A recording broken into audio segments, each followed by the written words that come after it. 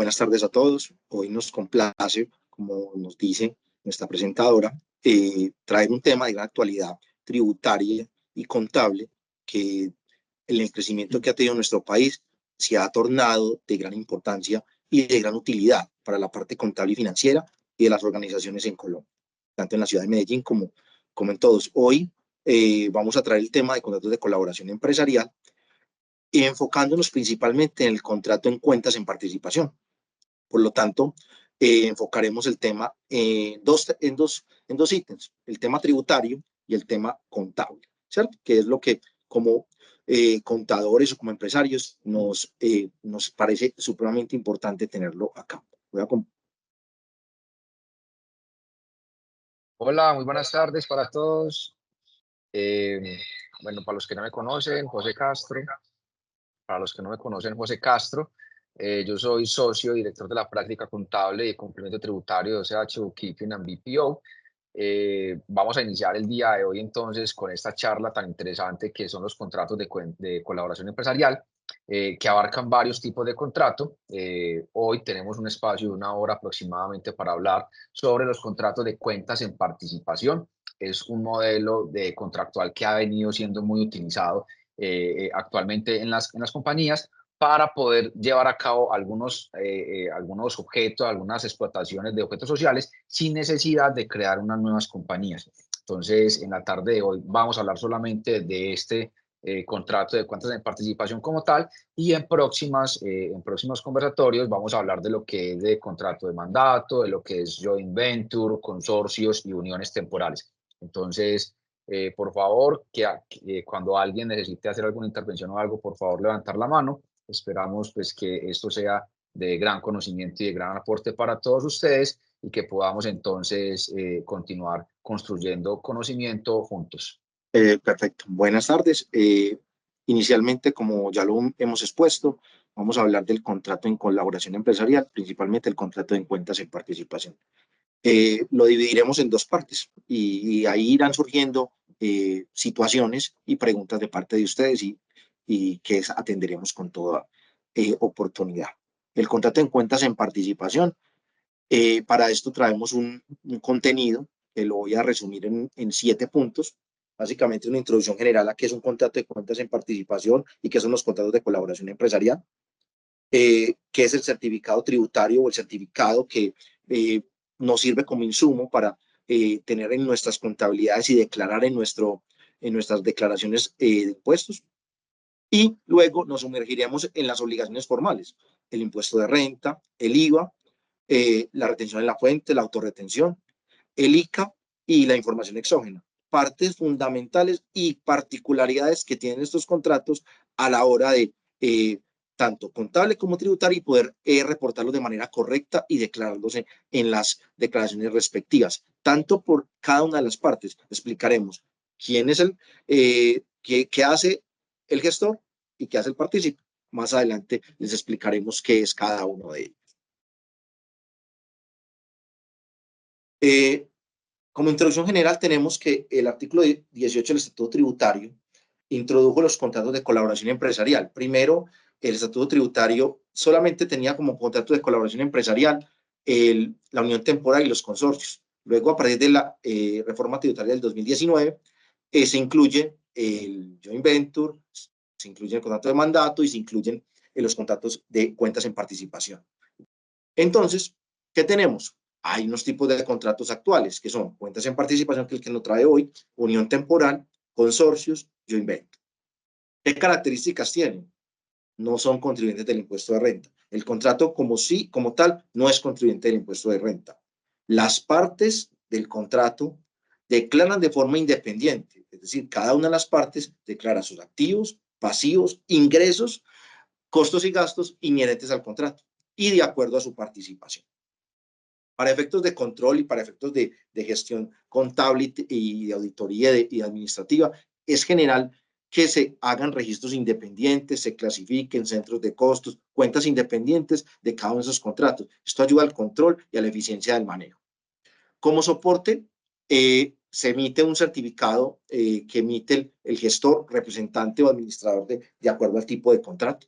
Esto es a términos generales, la características de los contratos de colaboración empresarial.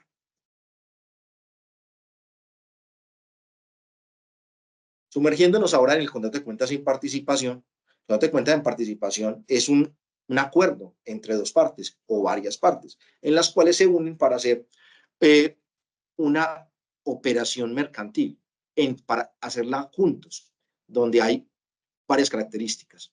Primero, no se genera personalidad jurídica, es decir, no hay necesidad de crear una empresa para que dos empresas, una A y una B, inclusive una C, se junten a realizar una operación y no hay necesidad de hacer una empresa. ¿Por qué? Porque es generalmente para hacer obras, proyectos particulares, entonces no existe la necesidad de generar una compañía o hacer una organización particular en la cual se deba ir a Cámara de Comercio o hacer algo particular. Acá, en este contrato, funcionan dos personas. Un gestor, que generalmente actúa en nombre propio y bajo su crédito personal. El gestor generalmente es el que conoce el negocio. Existe un partícipe que generalmente es oculto y es el que comparte ganancias y pérdidas. Generalmente es el que participa económicamente del proyecto, aporta dineros o aporta alguna capital o patrimonio para poder ejecutar este tipo de contratos.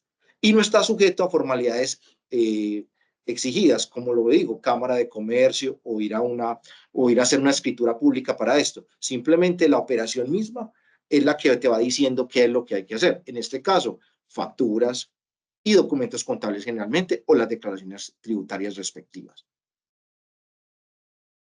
Es muy importante acá anotar entonces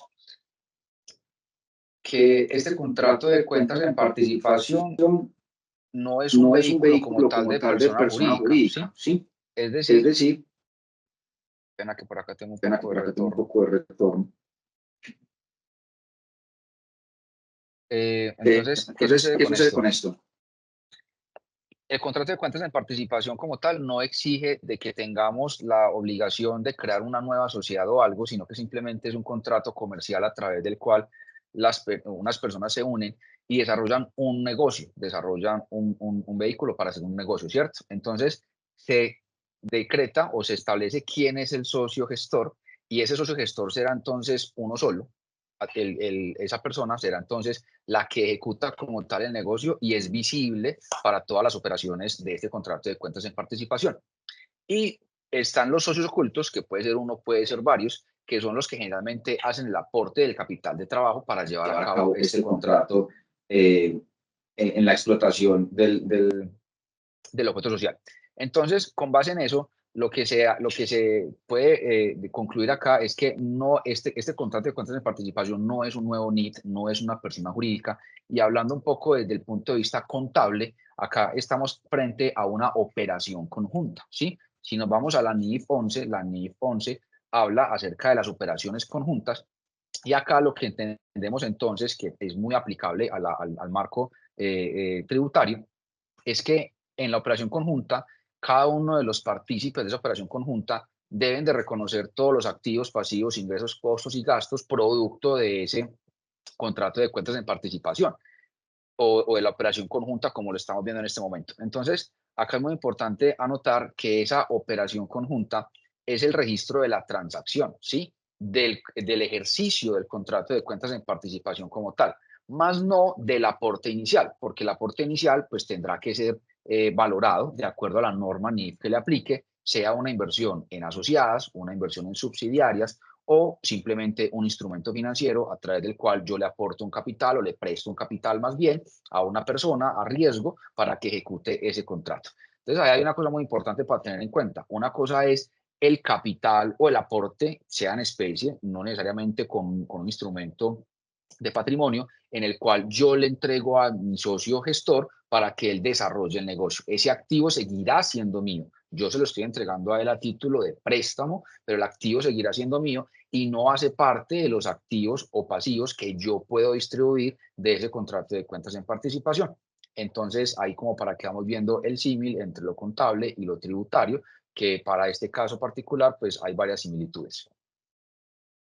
Es importante aclarar acá lo que acaba de decir el doctor Castro, es que en los activos que se aportan en general o en nuestra posición particular deben ser clasificados en la contabilidad de alguna manera especial, porque creo que deben de al menos revelarse en los estados financieros que están inmersos en un contrato. Creo que es fundamental y es un tip para que tengan en cuenta, no llevarlos en el grueso de los activos expuestos, sino ponerlos como en consideración que hacen parte de un contrato de colaboración empresarial. Continuando con nuestra exposición y con los temas, tenemos el principal insumo de este contrato, que es el certificado que debe de emitir el gestor de la organización. José, pasas, por favor. El certificado tributario que formaliza o que, digámoslo así, es insumo, como lo he mencionado, de la generación de información para todas las partes. Este certificado lo introdujo el decreto reglamentario 4048 en 2008, principalmente su artículo 19, donde él dice que el gestor, que es el que en su cabeza tiene las operaciones, debe emitir un documento, el cual debe esbozar principalmente varias situaciones o un contenido en el cual está identificar qué es el contrato de cuentas en participación, qué tipo de contrato es, a qué se llevó, qué se hizo. Segundo, identificar las partes, quién es el gestor y quiénes son los partícipes ocultos o socios ocultos. El periodo que cubre la certificación. La certificación del contrato generalmente puede hacerse mensual, trimestral o mínimo una vez al año, pero debe generarse un periodo y ese periodo, cabe señalar, debe estar pactado en el contrato inicial. El contrato inicial de decir cada cuándo se van a entregar las certificaciones para que todos tengan claro cuándo van a hacer sus registros contables y cómo va a ser su proceso. El resumen de la información financiera que se basa en el resumen de los ingresos, los costos y los gastos del negocio. La participación, cuánto participa el gestor, cuánto participan los partícipes y las firmas respectivas. Siempre deben de ir firmados por el representante legal, contador o revisor fiscal, según sea el caso. Si la compañía no está inmersa en la obligación de revisor fiscal, pues efectivamente será el contador el que lo deba emitir. En el otro caso pues será generalmente el revisor fiscal quien emita esa certificación a los partícipes, donde les entregarán la información de manera detallada para que ellos puedan ajustar su contabilidad y registrarlo lo respectivamente necesario. Acá les vamos a enseñar un pequeño modelo del certificado que cumple con todas las características que acabamos de mencionar. El contrato es una certificación del contrato en cuentas en participación, como lo menciono. Está la fecha, están las personas, ahí se describe qué tipo de personas son las que van a certificarse en calidades de gestor y el contrato número tal y quién será la sociedad comercial. Tenemos un certificado donde dice el periodo que lo está cubriendo, como se menciona ahí en su momento, que tiene una vigencia, que tiene unos partícipes, el NID del partícipe, el NID del gestor, y venimos con el tema de cuál es el detalle del certificado común.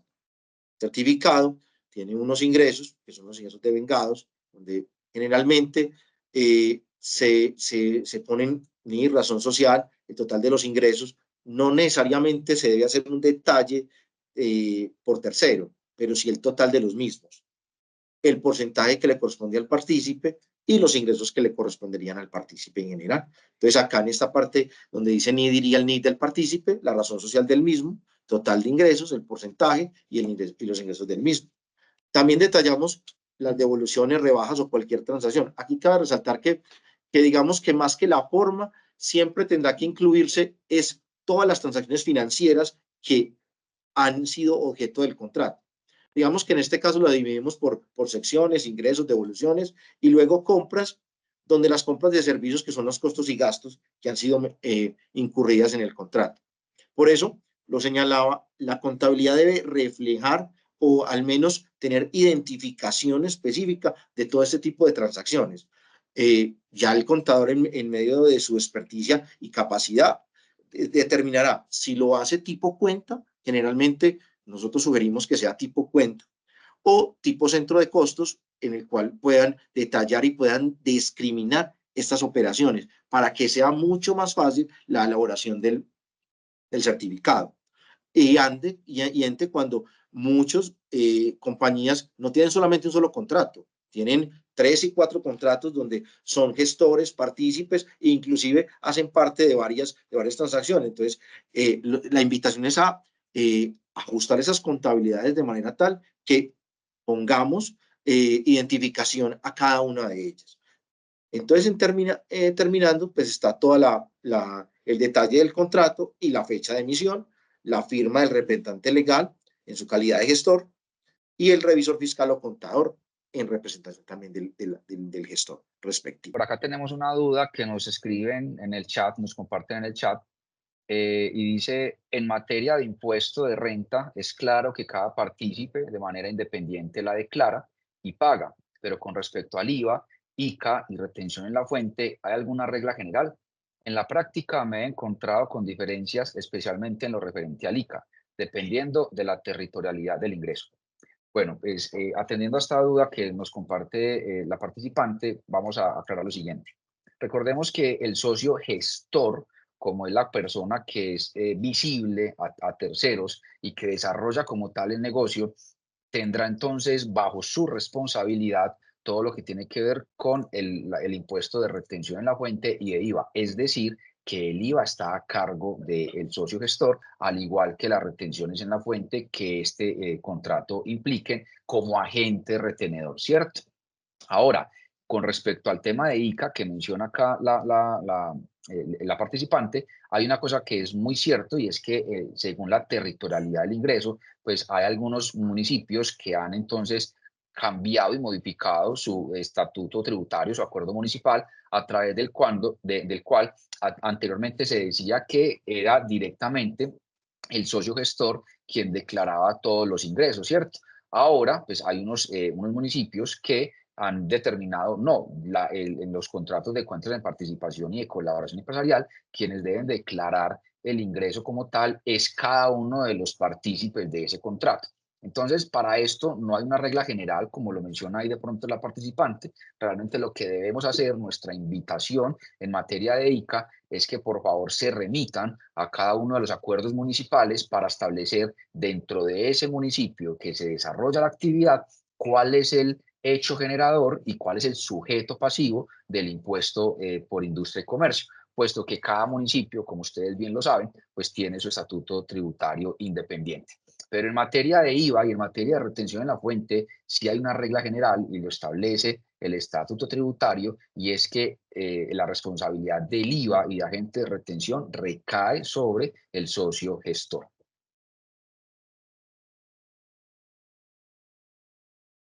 Por acá también nos hacen otra pregunta, y si el software permite ser multiempresas, ¿consideran ustedes que es mejor trabajarlo como otra compañía y los recursos que aporte cada compañía registrarlo como un préstamo o como una inversión?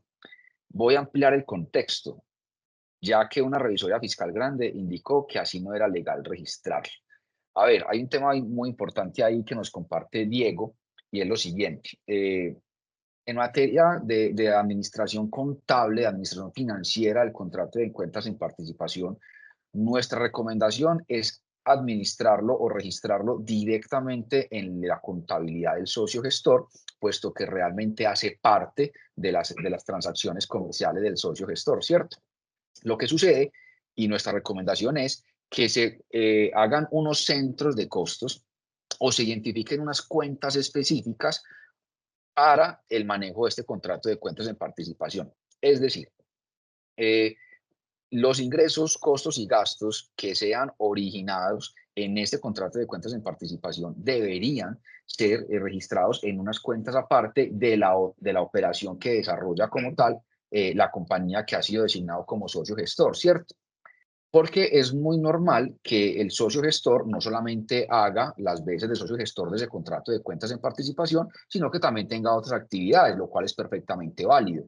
Entonces, nuestra recomendación es que lo hagan a través de centros de costos y en cuentas independientes, para que ese contrato de cuentas en participación tenga un PIG estructurado y sea de fácil identificación, no solamente para efectos contables y financieros de cara a la certificación que se le va a dar a cada uno de los socios ocultos, sino también para efectos de control y de reporte a las diferentes entidades de control, principalmente la DIAN, porque recordemos que la DIAN ha determinado y ha destinado unos formatos especiales para poder reportar las operaciones que de este contrato de cuentas en participación se derivan.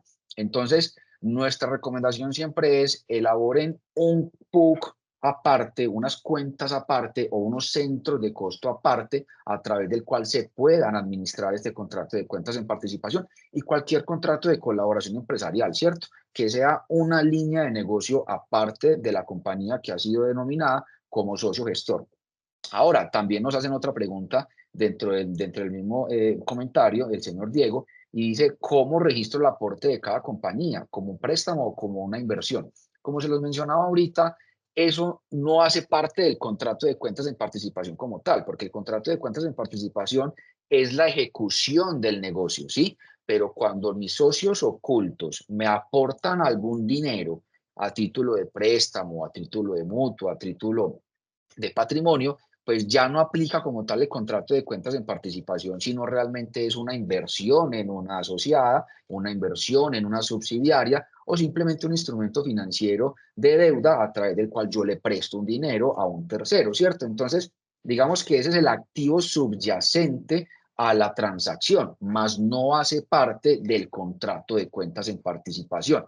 Que como lo mencionábamos al principio, digamos que la esencia del contrato de cuentas en participación es desarrollar un vehículo de inversión, un vehículo comercial a través del cual se ejecuta un negocio, ¿cierto? Pero no es necesaria la creación de una entidad especial para ello. Por eso, la norma aplicable para este tipo de operaciones es la NIF 11, donde nos hablan de operación conjunta.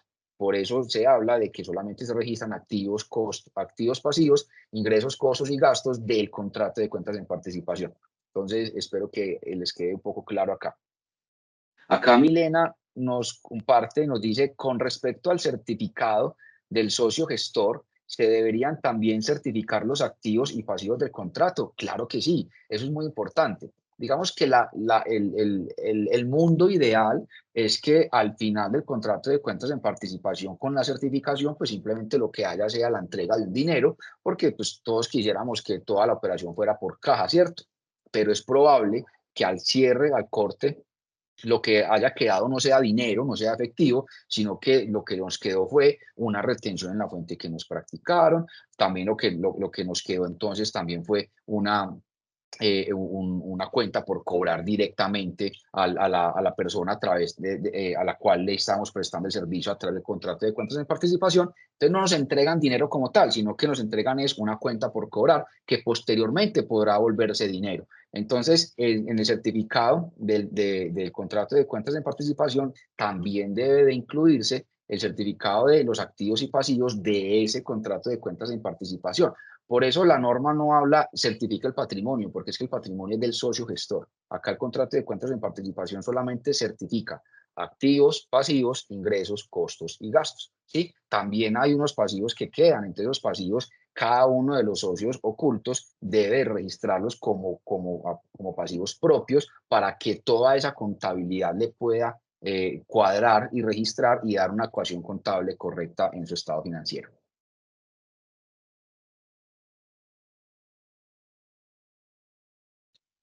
Bueno, quisiera aportar acerca algo de lo que decía la pregunta sobre las multiempresas. O sea, yo creería que esto es válido, pero sigue siendo extracontable. O sea, si tú llevas tu contabilidad del contrato de cuentas de participación en otra multiempresa, es un control extra, pero no necesario. O sea, realmente como lo dice nuestro compañero José, como dice nuestro socio José, lo ideal es centros de costos y cuentas inherentes dentro de la misma contabilidad. No abramos un balance extra, pero si lo haces o te lo permite, tenlo, pero tienes que saber cómo incorporarlo, porque esto te puede llevar tareas adicionales que no sé si en este momento, con tanta carga tributaria que tenemos, sea lo más apropiado.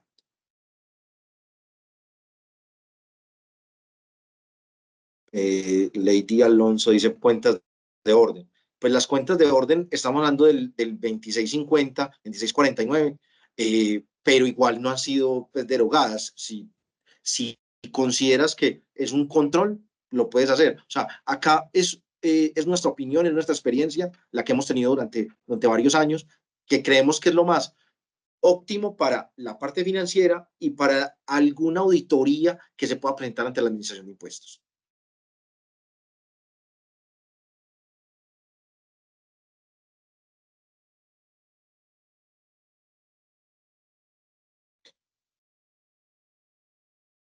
Perfecto. Seguimos adelante. Vamos ya que abordamos el tema del certificado, seguiremos con las obligaciones formales con un pequeño ejemplo sobre cada una y tocaremos el tema del ICA porque en mi particularidad sí tenemos, creo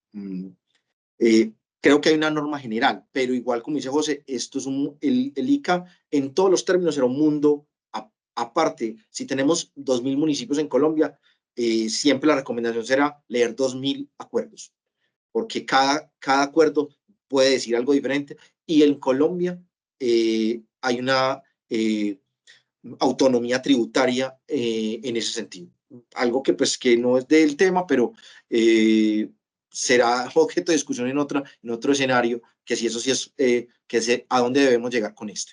¿Ves?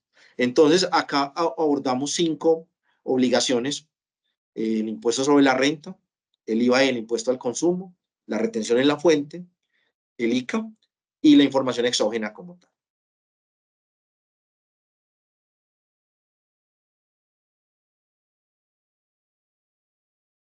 En el primer punto tenemos el impuesto sobre la renta. En el impuesto sobre la renta vamos a poner un contrato de 200.000 pesos, pues en unidades monetarias, pues 2.000 millones, 200.000 millones, pero vamos a hacerlo en cifras pequeñas para que sea mucho más fácil y didáctico para la explicación. El impuesto de renta, como ya lo hemos manifestado, las partes incorporarán en su respectiva declaración de renta, activos y pasivos inherentes al contrato y de acuerdo a su participación en el mismo.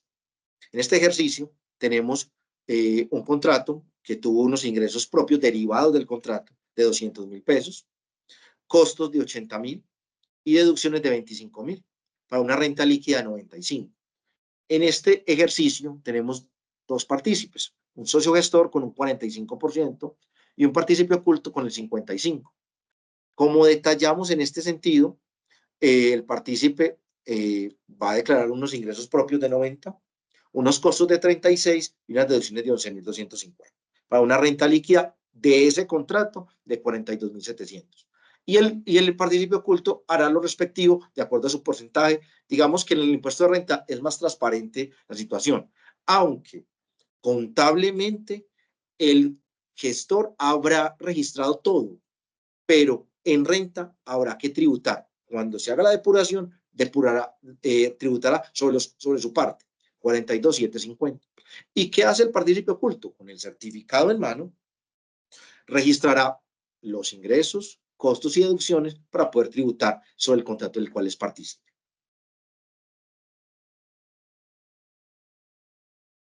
Bueno, en este punto, si lo revisamos contablemente, entonces vamos a tener que el contrato, tenemos un ingreso de 200.000, ¿cierto?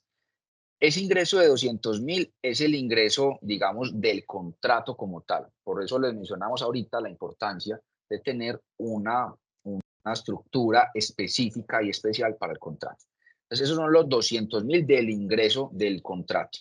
Hay 80.000 de costos, 25.000 de deducciones y al final queda una renta líquida o una utilidad de 95.000.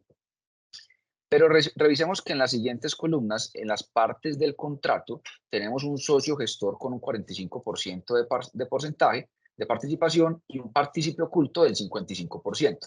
Entonces, en materia de impuestos sobre la renta, podemos ver que a pesar de que el socio gestor hizo facturas por 200.000, en su declaración de renta solamente va a reportar 90.000 de ingreso, porque ese es su ingreso propio, eso es lo que le corresponde a él como ingreso.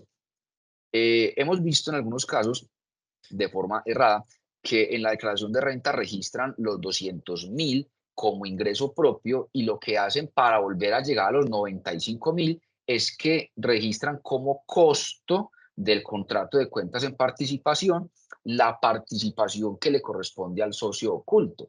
Eso es un error, puesto que no está en la misma sintonía que la norma lo exige. La norma lo que dice es el ingreso del contrato de cuentas en participación deberá ser certificado a cada uno de los partícipes en el porcentaje que a cada uno le corresponde. De tal forma que si miramos acá el contrato, generó ingresos por 200, pero el socio gestor en su declaración de renta, que es la cara visible, va a generar solamente 90.000. Ahora, ustedes podrían decir, venga, pero es que entonces en la facturación electrónica van a aparecer 200.000 de ingreso, y en la declaración de renta yo solamente voy a colocar 90.000, y en las declaraciones de IVA van a aparecer 200.000, porque recuerden que el responsable del IVA es el socio gestor. Eso no está mal. Lo que pasa es que estamos muy acostumbrados, o mentalmente estamos programados para que todos sean igualitos. La base del 350, de la autorretención, la renta anual y la sumatoria de los IVAs. En ninguna parte de la norma establece que eso tenga que ser igual, ¿cierto? Eso es un mundo ideal, pero hay muchos casos por los que eso no se da. Este es uno de esos. Yo tengo una facturación por 200.000, tengo un ingreso grabado por 200.000, tengo un IVA generado sobre los 200.000, yo socio gestor se lo pago a la DIAN porque yo fui el que lo recaudé, la obligación no es de mi socio oculto, pero para efectos del impuesto sobre la renta, yo solamente reporto los 90.000, que es mi ingreso real, porque los otros 110 le corresponden al socio oculto. O sea, y entonces, ¿cómo hacemos nosotros para justificarle eso a la DIAN? Cuando llegue el correo, no tienen que hacer nada, es que el correo simplemente es un correo automático que un robot de inteligencia artificial emite y empieza a dispersar de forma masiva, pero cuando te llegue el auto de inspección contable y tributario, un requerimiento ordinario, un requerimiento especial, simplemente lo que le dices al funcionario es, yo tengo un contrato de cuentas en participación, claro que sí, mire acá yo soy el socio gestor, y mira acá mis certificados, yo le estoy certificando a cada uno de mis partícipes ocultos lo que les corresponde a ellos, y ese ingreso que yo coloqué en mi declaración de renta es el que me corresponde a mí, y acá está mi contrato de cuentas en participación debidamente firmado por las partes, que así lo demuestra. Y el funcionario de la DIAN tendrá que aceptarlo, porque es que la norma así lo especifica. Entonces, no tengan temor cuando manejen este tipo de contratos de que hayan partidas conciliatorias. Es que recuerden que yo puedo perfectamente tener variaciones entre todos los reportes. Hoy en día hay demasiados reportes por innumerables fuentes. Entonces, yo puedo perfectamente tener el reporte del token de la DIAN, las declaraciones de renta, las declaraciones de IVA, mi contabilidad. Tengo también los ingresos que son contables, no son fiscales, la diferencia en cambio, los cambios en valor razonable, el método de participación. Y no por eso tiene que estar mala la contabilidad. Es que las partidas conciliatorias son perfectamente válidas. Lo importante es saber el porqué de esas partidas conciliatorias, si realmente hacen parte de una diferencia temporal o no, fiscal o contable, y poder establecer de forma correcta ante algún funcionario el porqué de las diferencias. Entonces, acá hay un punto muy importante. Una cosa es el ingreso para efectos de IVA, otra cosa es el ingreso para efectos de renta, otra cosa es lo que yo le coloco como ingresos del contrato, y otra cosa lo que finalmente le certifico a cada uno de los socios que participan de este contrato de cuentas en participación. Acá viene una pregunta de Cristian. El partícipe oculto soporta los costos y gastos que registra su contabilidad con el certificado. ¿Dónde queda el documento soporte? Estimado Cristian, el documento soporte del partícipe oculto es el certificado. La norma lo establece así. Él no necesita tener los terceros, no necesita tener el detalle de las transacciones, pues la norma le establece que como el gestor es el que está operando el contrato, debe rendirle cuentas al partícipe y le rinde cuentas a través del certificado donde le decreta cuáles son los ingresos del contrato, los costos y gastos, y ahí ese es su soporte. Y ante la DIAN y a cualquier ente de control, ese será su soporte tributario para poder deducir costos y gastos y declarar ingresos respectivamente. Acerca de lo que dice José, es muy cierto, no le tengamos miedo a la conciliación ante la administración de impuestos. O sea, mientras que yo tenga mis soportes de contrato, certificaciones y tenga mis contabilidades bien detalladas, no vemos dificultad en la cual pueda generarle sanciones o querellas con la administración. Siempre tener la claridad de lo que estamos haciendo, es como la invitación. Nosotros acá siempre invitaremos vamos a hacer las cosas bien y dentro de la calidad y la norma como lo establece para que podamos tener cada uno de ellos.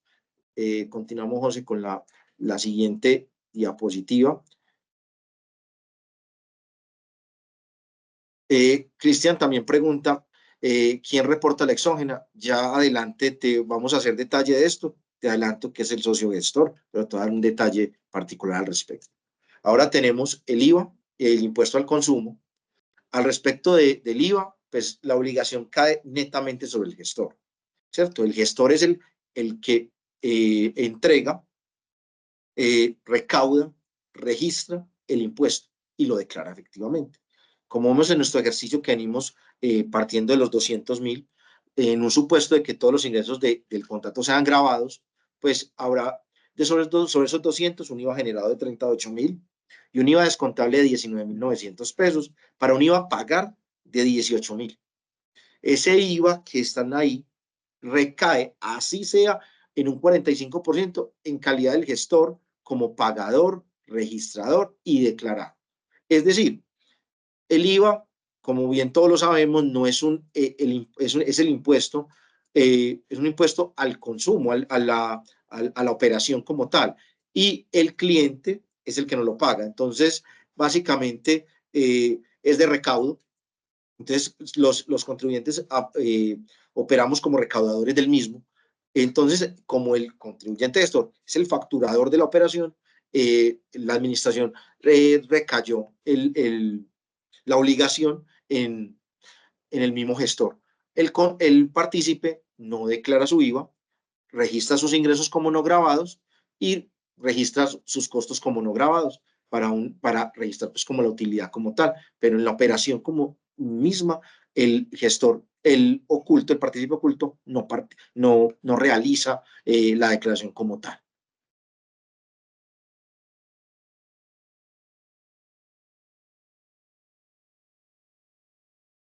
En la retención en la fuente y autorretención especial, tenemos que como el gestor es el facturador, sobre él recaerá la retención en la fuente, ¿cierto? A él le declararán la retención y será el que la declare y la descuente respectivamente. Igualmente, en el tema de los pagos de los costos y gastos, él aplicará la retención respectiva. Y en la autorretención se declarará la parte de cada uno para no hacer una doble declaración. No va a declarar 100% el gestor, va a declarar su parte y el partícipe va a declarar su parte. Esto en el tema mensual, porque aquí vale la claridad. Generalmente sugerimos que el certificado sea periódico, al menos bimestralmente, ¿cierto? Para evitar una acumulación de operación al final del ejercicio. Lo ideal o el mundo ideal sería que el certificado fuera mensual, de acuerdo pues con la emisión del cierre de la contabilidad del gestor y en acuerdo con las partes, pues la emisión del mismo.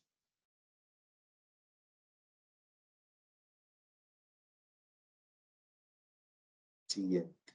Acá en la autorretención, aunque en la autorretención y en la retención, pues vemos el detalle del mismo, donde están pues como la retención en la fuente, donde 8.000 es sobre el 4%, a pesar de que los ingresos son 90, se descontarán los 8.000. Digamos que esto es una distorsión de un poco de la retención, pero nadie está descontando más de lo que se va a retener sobre el contrato en total. Y en la autorretención, como lo mencionaba, cada una de las partes autorretiene sobre su ingreso particular.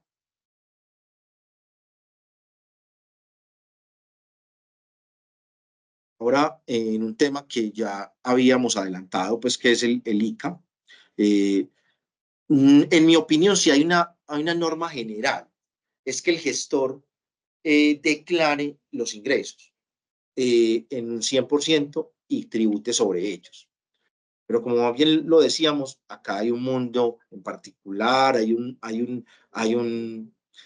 miles de acuerdos, tenemos muchos municipios y Colombia no ha tenido esa tarea de unificar el estatuto tributario municipal de manera general para facilidad de todos. Entonces, digamos que aquí estoy exponiendo, en mi opinión, el más común, en el cual el socio gestor declara el 100% de los ingresos. El partícipe oculto sí tiene una responsabilidad, que es decirle a la administración, venga, yo tuve unos ingresos, pero esos ingresos, por favor, declárenmelos excluidos, porque hacen parte de un contrato de colaboración empresarial, en este caso, un contrato de cuentas en participación.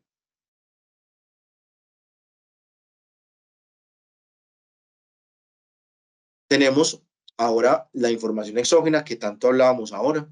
Esta recae 100% en el socio gestor. El socio gestor utilizará unos formatos especiales que son similares a los formatos, por decirlo así, los habituales que declaramos, el 1001, el 1007, el 1009, el 1008. Entonces la DIAN, ¿qué dijo? Como existen estos contratos tienen una similitud a operaciones de gasto y de ingreso, debemos en particular pedirle a los contribuyentes que reporten en un apartado estos contratos para yo poderlos identificar y generar como una transacción. Tenemos los formatos del 5247 al 5252, los formatos 52, donde, como lo decía, uno es para uno se cuenta que es el primero, los otros son los ingresos, el IVA descontado, el IVA generado, y cuentas por cobrar y cuentas por pagar.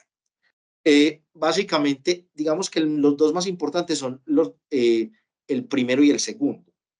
Ingresos y gastos, los ingresos, pues porque debemos de reportar muy bien cuáles fueron los ingresos del contrato y quiénes son los partícipes de esos ingresos. ¿Para qué? Para que la DIAN sepa, hay unos ingresos que fueron facturados, como lo decía José Rodrigo ahora, fueron facturados por un gestor, pero ese gestor tiene un contrato y ese contrato le hace participar de manera, de acuerdo a los porcentajes, a un partícipe entregarle su parte. Entonces, la DIAN solicita que detallemos muy bien cuál fue el ingreso y cuál fue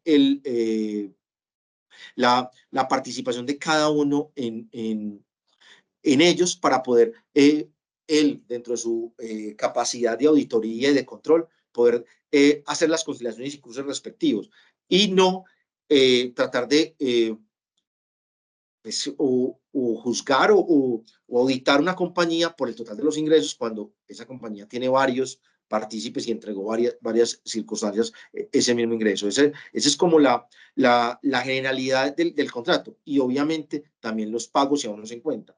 ¿Para qué? Para que esos pagos sean reportados solamente por una de las partes y no por dos, porque mal haríamos si pagas unos honorarios y esos honorarios los reporta el socio gestor y a su vez lo va a reportar el socio partícipe, porque ahí estaría reportando a una persona o a una compañía dos veces. La idea de estos formatos es que se reporte una sola vez a los socios o una sola vez de gasto, para que sea más claro la titularidad de quién, a quién la DIAN va a auditar o a requerir información, porque recordemos que la información exógena básicamente es el depósito de todos los terceros de nuestras transacciones para que la DIAN pueda de alguna manera revisar o generar controles sobre los terceros que funcionan en el aparato económico nacional. Hay algunas preguntas, se me saltaron por acá. Buenas tardes, Dora Muñoz. Con respecto a la información exógena, deben presentar formatos adicionales tradicionales para las operaciones propias del gestor y adicional se harán en los formatos especiales del 5247 al 5242. Los formatos adicionales tradicionales, sí, claro, o sea, la información debe reposar, la información propia del contrato debe reposar en estos, no debe reposar en los otros. Esa es la claridad al respecto. Creo que esa es la pregunta. De pronto, ahí complementando un poco la respuesta de mi socio Hernán, te respondería lo siguiente. No es necesario que tú como socio gestor reportes en el formato 1007 y 1001 tus ingresos y tus gastos propios tuyos como socio gestor. Tus ingresos y tus gastos, de acuerdo a tu participación como socio gestor, los debes de reportar en los formatos que te estamos manifestando acá directamente en la diapositiva, en el slide. No sé si de pronto eso atiende tu consulta. En resumen es, o como te entiendo, la pregunta es si debes reportar formatos adicionales, los tradicionales, pues del 1001 al 2276. La respuesta es sí, pero para las operaciones adicionales al contrato de cuentas en participación.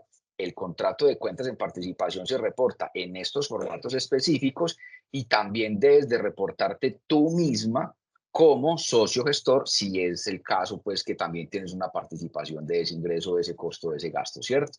Entonces, esto con el propósito de no tener información duplicada, ¿cierto? Entonces, los ingresos, costos y gastos, independientemente de quién sea los socios ocultos, todo debe de hacerse directamente es en este formato, en esos formatos especiales que hacen parte de un prevalidador diferente a los tradicionales.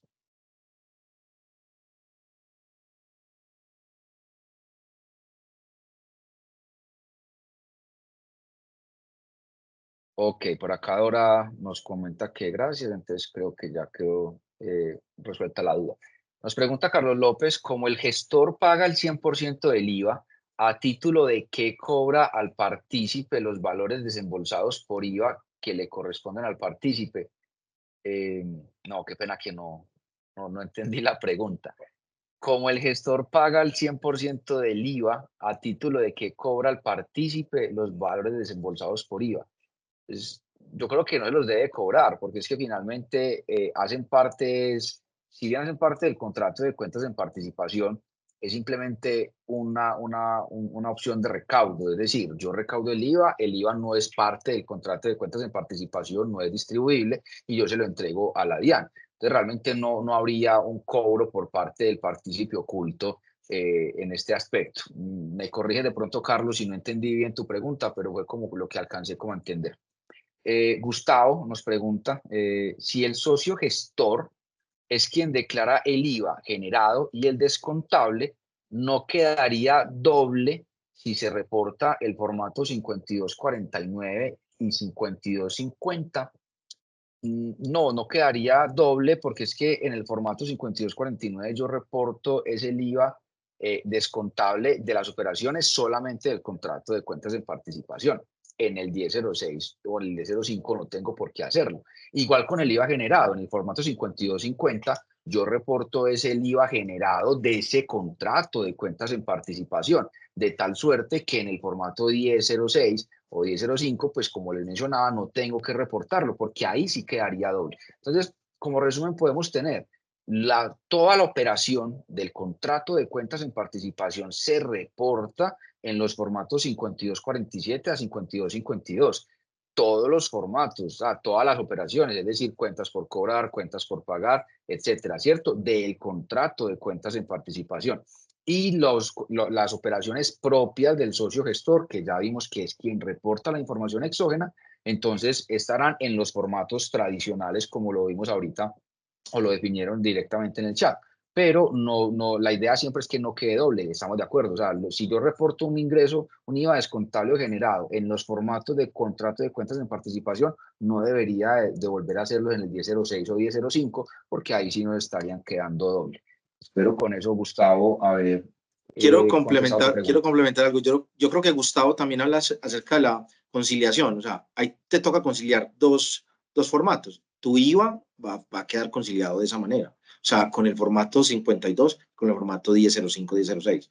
Porque el IVA no puede quedar dos veces, como dice José Castro. No podemos registrarlo para ningún caso, ninguna persona. Lo que pasa es que la norma establece registrar los del contrato en estos formatos y los que están fuera del contrato en los otros. Y tus declaraciones, ¿cómo los vas a conciliar? Con la suma de los dos formatos.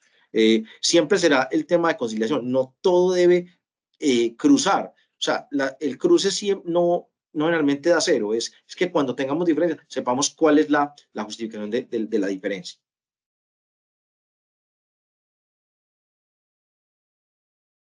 Por acá, Carlos, nos hacen una observación de que eso sería en el caso de que quede un saldo a favor de IVA. Pues primero habría lugar a verificar ese saldo a favor de IVA si realmente sí es susceptible de devolución por parte de la DIAN, ¿cierto? Recordemos que las devoluciones, los saldos a favor en IVA solamente podrán ser devueltos o solicitados en devolución o compensación si son originados por un exceso de retención en la fuente a título de IVA o porque yo haga operaciones exentas de IVA y que eso sí me da lugar a devolución. Si yo realmente no, lo que tengo es un exceso de descontable, pues ese saldo a favor no es susceptible de devolución. Y en ese caso, entonces, pues lo que estamos hablando es de una cuenta por cobrada a la DIAN en materia de IVA. Y entonces acá lo que podríamos analizar es que si ese IVA efectivamente se puede devolver, pues seguramente hace parte de la caja como tal del contrato de cuentas en participación, el cual seguramente estará cruzado con alguna cuenta por cobrar o pagar de la operación y también del resultado, del contrato de cuentas en participación. Por lo tanto, en ese caso, pues evidentemente sí debería ser cobrado y hacer parte de la caja del contrato de cuentas en participación y posteriormente distribuido a cada uno de los partícipes del contrato de cuentas en participación. Por acá Gustavo nos hace una anotación adicional a la pregunta que había hecho sobre si el IVA generado y el descontable se debe reportar en el 5249 y nos pregunta entonces que a qué partícipe reporto. Si revisamos esos formularios están determinados para decir digamos, directamente el tercero que yo le generé el IVA y el tercero que me facturó a mí el IVA. Entonces, en este caso, pues ese IVA como tal no entra a entregarse o a informarse a la DIAN por porcentaje de participación, porque eso particularmente sí le corresponde 100% es al socio gestor. Entonces, se reportan es con el NIF del socio gestor y se reporta al contribuyente al que le facture el IVA y al que también me facturó a mí el IVA. Espero con eso haber contestado tu pregunta, Gustavo. Y acá nos pregunta Dora Muñoz, aunque por acá ya nos están preguntando de contratos de mandato.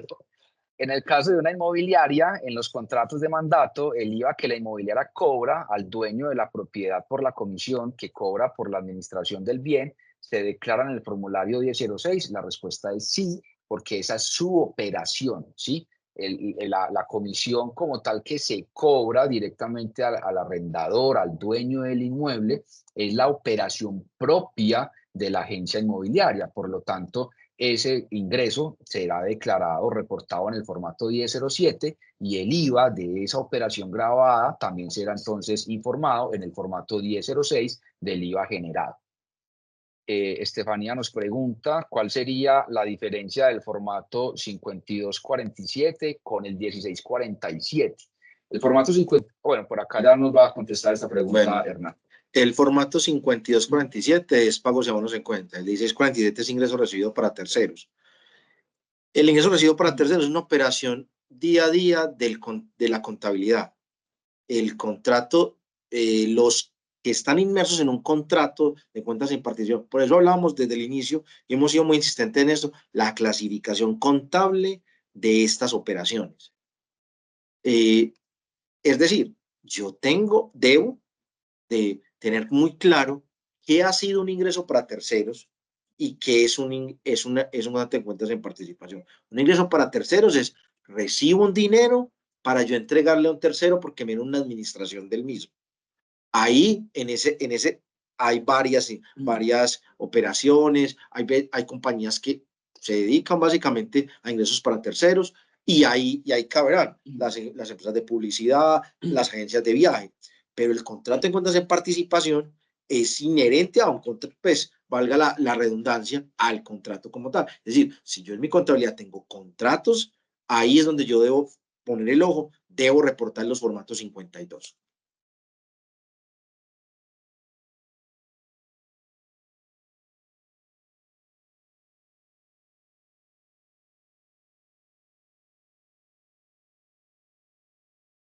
Si les parece bien, vamos a terminar la presentación y vamos a dejar estas preguntas que nos están haciendo por acá para el final, que ya casi vamos a terminar la presentación. ¿Listo? Dale, Hernán, adelante. Yo creo que ya estamos terminando el tema de las obligaciones formales pues, de tributación. Básicamente, el tema de la información exógena, acá la invitación es reportemos bien para no reportar dos veces. Es lo que hemos hablado, o sea, no todo debe cruzar directamente con los formatos tradicionales del 1001 al 2276. Existen otras situaciones, debemos estar pendientes en nuestras operaciones cuando tenemos un contrato, clasificarlo bien para que cuando llegue el momento del cierre fiscal y te vamos a declarar en la contabilidad, en la información exógena, los formatos 52, podamos extraerlo y juntar con los formatos tradicionales y así hacer mi conciliación de las declaraciones tributarias. Es decir, como lo hablábamos, si el 1001 tiene gastos y deducciones, pues cruzará con el 5247, pero en este caso el que más dificultad puede tener es los formatos de IVA y de ingresos, ¿cierto? Entonces, ese es el tema. Clasifiquemos bien las operaciones para que sea más fácil a realizar la información exógena. Creo que en esta parte hemos terminado. La parte tributaria, ya José nos va a ampliar más sobre la parte contable que ya ha venido él soltándonos algunas cápsulas al respecto. Bueno, respecto del contrato de cuentas en participación, entonces vamos a hablar un poco de los manejos de implicaciones contables, que como lo mencionaba también Hernán, pues ya lo hemos debatido ahí a medida que se lleva lo tributario.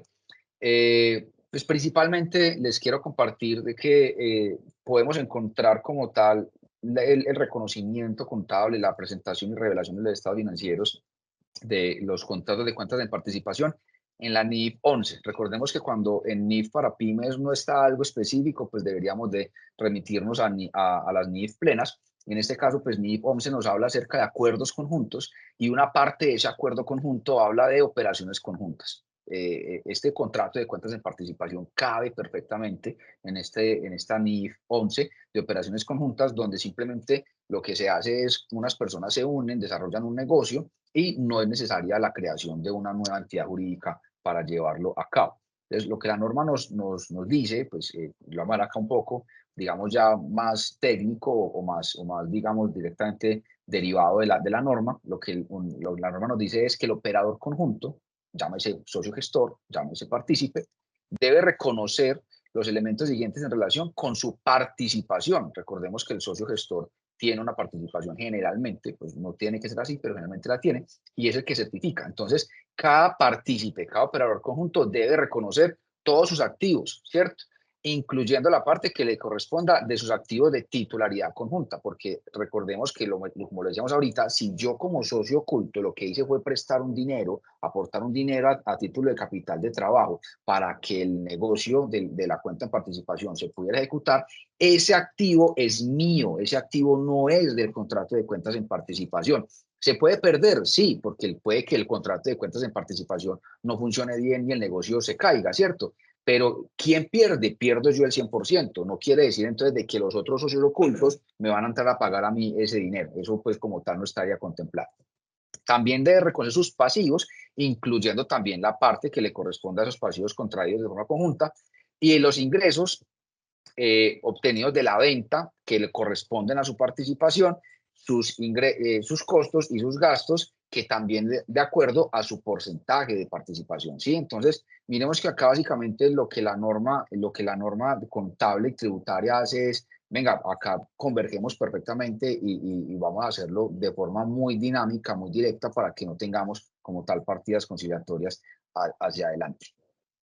Y en la contabilización de operaciones, entonces el socio gestor, como lo mencionábamos ahorita, debe de contabilizar el 100% de las operaciones como si fueran propias. Es decir, yo debo de contabilizar todo mi ingreso, todo mi gasto, todo mi costo, con sus respectivos activos y pasivos que eso genera en la situación financiera. Y posteriormente, al momento de emitir el certificado, es decir, ya hice mi cierre mensual, trimestral, como corresponda al anual, reconocer en la contabilidad propia el menor valor de ese activo, de ese pasivo, de ese ingreso, de ese costo y de ese gasto que le corresponde a cada socio oculto. Es decir, yo reconozco toda la operación del contrato de cuentas en participación como si fuera propio, y posteriormente en una cuenta correctora dentro de la misma cuenta auxiliar a 6 o a 8 dígitos, lo que hago entonces es reconocer ese débito o ese crédito para disminuir esa participación que le corresponde realmente al socio oculto. Y de esta forma, pues tener una trazabilidad muy clara de qué fue lo que pasó en lo que yo originé como tal de la operación y lo que posteriormente certifiqué a cada uno de mis socios ocultos, ¿cierto? Entonces, como lo menciono acá, pues se recomienda hacerlo a través de cuentas correctoras para tener la trazabilidad de estas transacciones y facilitar el reporte a los diferentes entes de control. Ahorita alguien en el chat preguntaba, ¿puedo hacerlo en cuentas de orden? Bueno, pues recordemos que las cuentas de orden como tal, eso es algo totalmente extracontable. Realmente nosotros no utilizamos cuentas de orden, sino que lo que hacemos directamente es dentro del mismo PIG, dentro de las mismas cuentas de resultados, lo que hacemos es con una cuenta correctora, pues de traer ese valor que le corresponde directamente a cada socio oculto, ¿cierto? Para control pues más fácil de las operaciones. Y el socio oculto, mientras sea toda la transacción, no hace nada, ¿cierto? Porque pues él no está pendiente de la operación como tal, solamente debe contabilizar el certificado. Entonces, por ahí preguntan ahorita, ¿cuál es el documento soporte para el socio oculto? El documento soporte es el certificado que el socio gestor emite de acuerdo a la periodicidad que hayan convenido en el contrato, y ese es el soporte para yo registrar mis operaciones. Recordemos que ese soporte, ese certificado, como lo decía ahorita Hernán, debe estar firmado por representante legal, contador y o revisor fiscal pues, de la compañía, como depende de cómo aplique.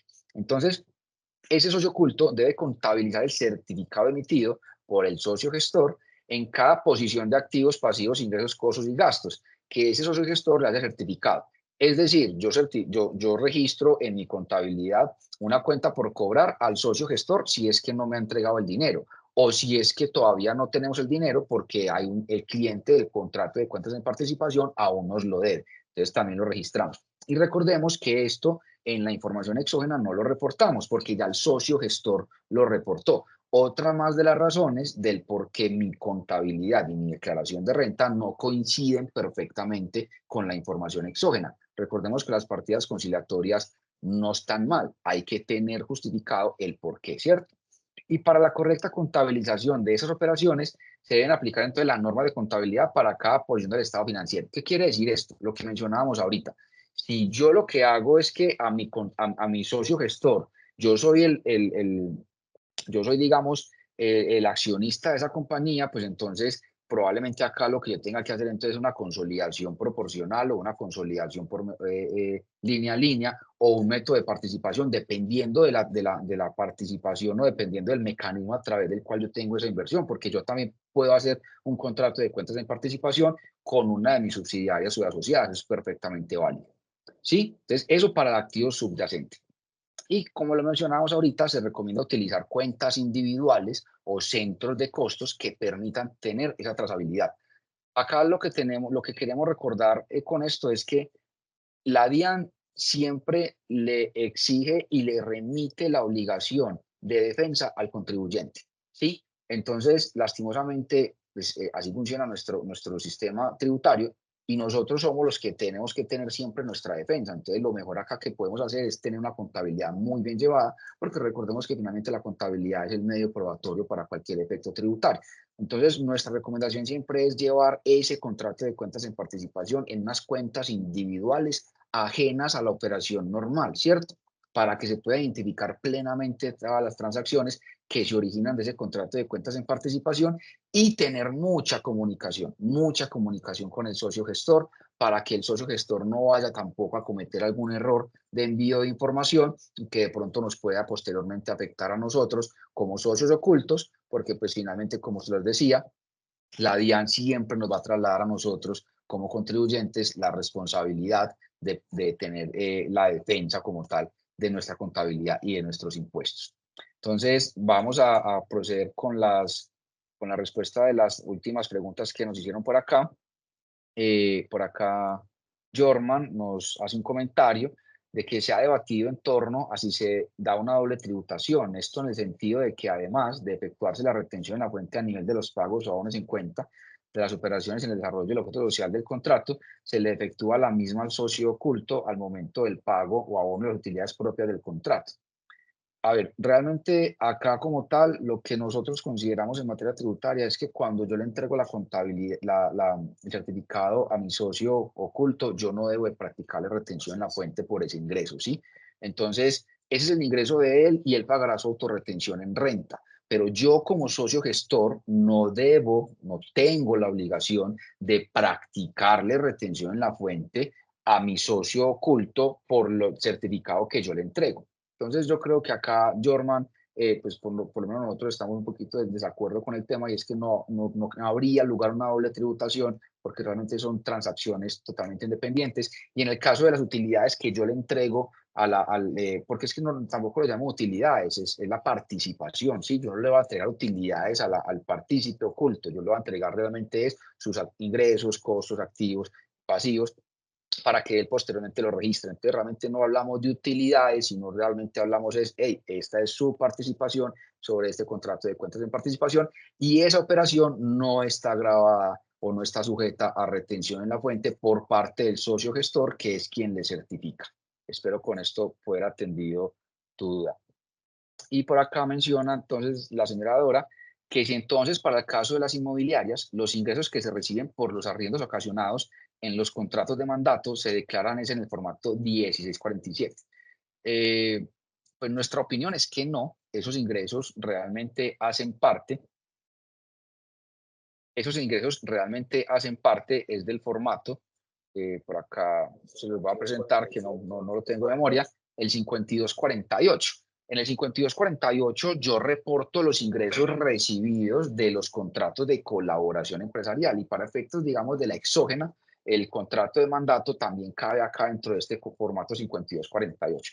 Entonces, para nuestro entendimiento, el contrato, los ingresos que yo percibo en nombre de mi mandante por ese contrato de arrendamiento, los debo de certificar en el formato 5248, informando el NIT de la persona que realmente es dueña de ese ingreso, en este caso, pues el propietario del inmueble.